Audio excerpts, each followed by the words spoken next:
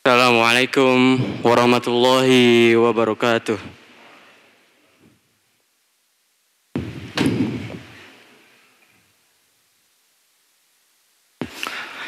Innal hamdalillah nahmaduhu wa nasta'inuhu wa nastaghfiruh wa na'udzu billahi min syururi anfusina wa min sayyiati a'malina may yahdihillahu fala mudhillalah wa may yudlil fala hadiyalah.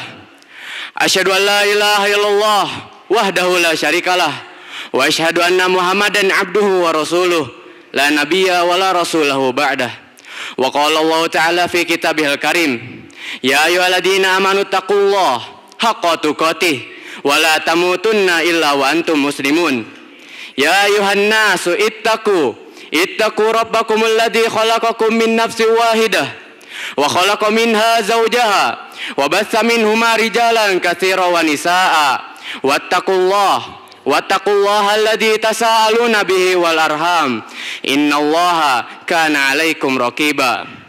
Ya ayyuhalladzina amanu taqullaha wa qulu qawlan sadida yuslih lakum a'malakum wa yaghfir lakum dunubakum wa may yuti'illaha wa rasulahu faqad faza fawzan 'azima.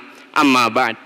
Fa inna asdaqal hadisi kalamullah wa khairul huda Muhammadin sallallahu alaihi wasallam wa syarrul umuri muhdatsatuha fa inna kulla muhdatsatin fid dini bid'ah wa kulla bid'atin dalalah wa kulla dalalatin finnar. A'adani Allahu wa iyyakum minan nar.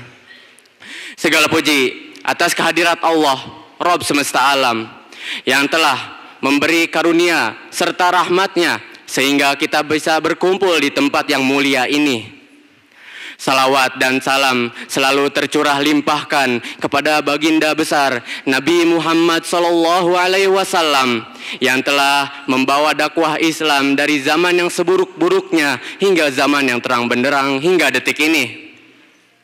Khatib berwasiat kepada khatib pribadi, juga kepada para hadirin sidang Jumat, agar senantiasa meningkatkan kualitas dan kuantitas ketakwaan kita kepada Allah Ta'ala. Sebagaimana firman-Nya dalam kitabnya, wa tazawwadu fa inna khairaz zadi taqwa, dan berbekalah kalian karena sesungguhnya sebaik-baiknya bekal ialah takwa. Para hadirin sidang Jumat rahimani wa rahimakumullah, ada sebuah kisah yang menarik, di mana kisah ini seharusnya bisa menjadi cerminan bagi kita para selaku penuntut ilmu. Kisah ini dibawakan oleh Imam Ad-Dhahabi. Abdurrahman bin Abu Hatim yaqul, kunna bi Misrin sab'atu asyhur lam nakul fiha maraqah kulla naharina muqassama li majalisi syuyukh wa bil lail an-nashu wal muqabalah. Dari Abdurrahman bin Abu Hatim, ia bercerita bahwasanya kami pernah berada di Mesir selama 7 bulan lamanya, dan kami belum pernah menyantap makanan berkuah. Di setiap siang kami rutin menghadiri majelis para syekh, dan di malam hari kami mencatat dan saling bertukar ilmu. Qal fataina yauman ana wa rafiqli syaikhan faqalu huwa alil faraina fi tariqana samakatan ajabatna fashtaraina falamma sirna ilal bait hadara waqtal majlis falam yumakkinan islahuhu wa madaina ilal majlis. Kemudian pada suatu hari aku bersama sahabatku hendak menemui seorang syekh. Akan tetapi di tengah perjalanan ada yang mengatakan bahwasanya syekh tersebut sedang sakit. Kemudian kami pun melihat ikan yang memikat hati kami. Kami pun membelinya. Sesampainya kami di rumah, ternyata telah datang waktu untuk bermajelis lagi, dan kami pun belum sempat untuk mengolah ikan tersebut. Kami pun langsung berangkat ke majelis. Falam nazala hatta alaihi salasati ayam wa kada yatagoyar fakalnahu nai'an lam yakul lana faraga an nutiahu may yashwi. Demikian terus berlangsung hingga 3 hari lamanya. Pada akhirnya ikan itu hampir saja membusuk. Lalu kami memakannya mentah-mentah. Pada saat itu kami belum sempat untuk memberinya ke seseorang untuk membakarnya. Tsumma qala la yustata'ul ilmu bi rahatil jasad. Kemudian Abdurrahman bin Abu Hatim berkata bahwasanya ilmu tidak mungkin bisa diraih dengan badan yang bermalas-malasan. Para hadirin sidang Jumat rahimani wa rahimakumullah. pada kisah tadi kita mengetahui tentang keteguhan, kesabaran, keistiqomahan yang dimiliki oleh para penuntut ilmu terdahulu. Mereka rela memakan ikan mentah, terlebih dalam keadaannya yang bisa dibilang kurang layak, hampir saja membusuk. Karena mereka menyadari dengan badan yang bermalas-malasan, kita tidak mungkin bisa meraih ilmu dan juga berkahnya. Para hadirin sidang Jumat rahimani wa rahimakumullah. Tapi ironisnya, pada zaman ini banyak sekali para penuntut ilmu malahan bermalas-malasan dalam menuntut ilmu. Lihatlah pada pelajaran yang kita lihat sehari-hari, banyak sekali orang yang tertidur di kelas, bermain-main dengan temannya, tidak memerhatikan gurunya. Malahan ia sangat tidak memperdulikan pelajaran tersebut. Wa'iyadzubillah. Padahal sifat malas ini bisa saja membuat seseorang berbelok arah, menjauh dari tabiat yang seharusnya, menjauhi amalan-amalan soleh, amalan ibadah, dan justru separah-parahnya ia bisa saja melupakan Allah Ta'ala. Wa'iyadzubillah. Oleh karena itu, hendaknya kita, para penuntut ilmu yang memiliki kewajiban menuntut ilmu saat ini, hendaknya kita mengetahui pemicu-pemicu yang bisa saja menyebabkan sifat malas ini terjadi di manakala kita sedang menuntut ilmu di pesantren. Dan hal-hal yang bisa saja memicu hal ini, yang pertama yaitu adalah pergaulan. Sebagaimana yang telah dijelaskan oleh saudara-saudara kita yang telah berdiri di atas mimbar ini, yang dimana mereka telah menjelaskan tentang bahayanya pergaulan terhadap seseorang. Nabi Muhammad SAW mengingatkan tentang berbahayanya pergaulan, lingkungan terhadap seseorang. Ar-rajul ala dini khalili falyandur ahadukum mayu khalil. Seseorang itu berada di atas kebiasaan sahabat dekatnya, maka hendaknya kalian memerhatikan siapa sahabat dekat kalian. Karena memang pergaulan ini memiliki pengaruh yang sangat besar bagi seseorang. Dengan mudahnya kita mengikuti kemauan teman kita hanya karena dia teman kita, teman dekat. Dan juga oleh karena itu hendaknya kita memilah teman-teman, pergaulan, perkumpulan yang mengarah kebaikan, seperti kisah yang tadi telah dijelaskan, di mana mereka sangat sekali bersemangat dalam menuntut ilmu dari syekh-syekhnya. Oleh karena itu hendaknya kita memiliki pergaulan yang baik ke depannya. Pemicu yang kedua yaitu adalah tidak memiliki tujuan atau arah yang jelas.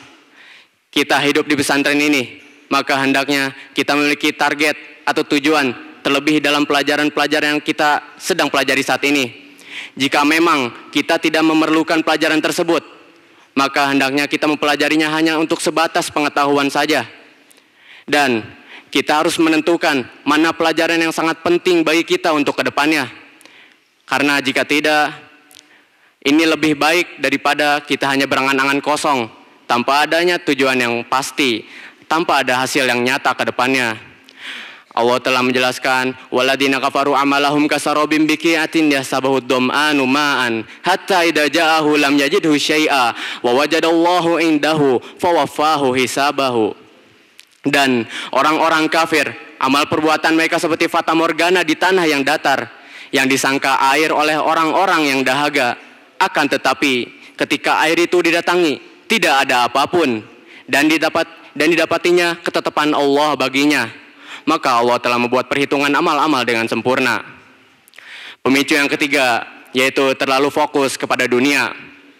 Hal ini juga telah dijelaskan oleh saudara-saudara kita di khotib ini, di mimbar ini, tentang bahayanya dunia bagi seseorang, atau dengan kata lain penyakit wahan, cinta dunia. Karena seseorang yang telah terpikat kepada dunia hanya akan mendapatkan kegelisahan, kesengsaraan, ketamakan, dan lain sebagainya yang hanya akan merugikan diri kita sendiri. Oleh karena itu, hendaknya kita mengingat lagi apa yang harus kita lakukan di dunia ini, yaitu selalu bertakwa kepada Allah Ta'ala. Dan perlu diingat, kita ini di dunia ini hanyalah sementara, ibaratnya seperti sedang main-main saja. Wa mahadil hayatud dunya illa lahu wa laib wa inad daral akhirati lahiyal hayawan law kanu ya'lamun. Dan tiadalah kehidupan di dunia ini melainkan senda gurau dan main-main. Dan akhirat itulah yang sebenarnya kehidupan jika mereka mengetahui. Akan tapi sayang, manusia pada zaman ini telah banyak terlena oleh nikmat-nikmat yang ada di dunia ini. Mereka terlalu fokus pada nikmat yang ada di dunia dan melupakan akhirat. Padahal nikmat yang ada di dunia ini dibandingkan dengan akhirat di sana hanyalah sedikit. Fama mataul hayatid dunya fil akhirah illa qalil. Padahal kehidupan di dunia ini dibandingkan dengan kehidupan di akhirat kelak hanyalah sedikit. Dan salah satu yang menjadi godaan terbesar bagi kita, fitnah yang terbesar bagi kita pada saat ini yaitu adalah perkembangan teknologi. Hanya dengan perkembangan teknologi saja kita bisa lalai terhadap sholat, amalan-amalan soleh, amalan-amalan baik lainnya. Hanya dikarenakan perkembangan teknologi yang memudahkan banyak aspek kehidupan kita, yang menjadi diri kita ini seringkali malas dalam melakukan sesuatu karena sudah merasa dimudahkan oleh teknologi saja. Padahal jika kita mengetahui bahwasanya akhirat itulah yang lebih baik dan lebih kekal, wal akhiratu khairu wa abqa, dan akhirat itulah yang lebih baik dan lebih kekal. Barakallahu li wa lakum.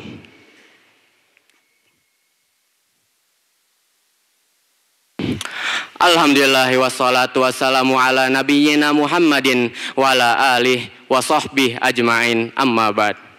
Ya ayuhan nas, usikum wa nafsi bitaqwallahi faqad fazal muttaqun. Para hadirin sidang Jumat rahimani wa rahimakumullah.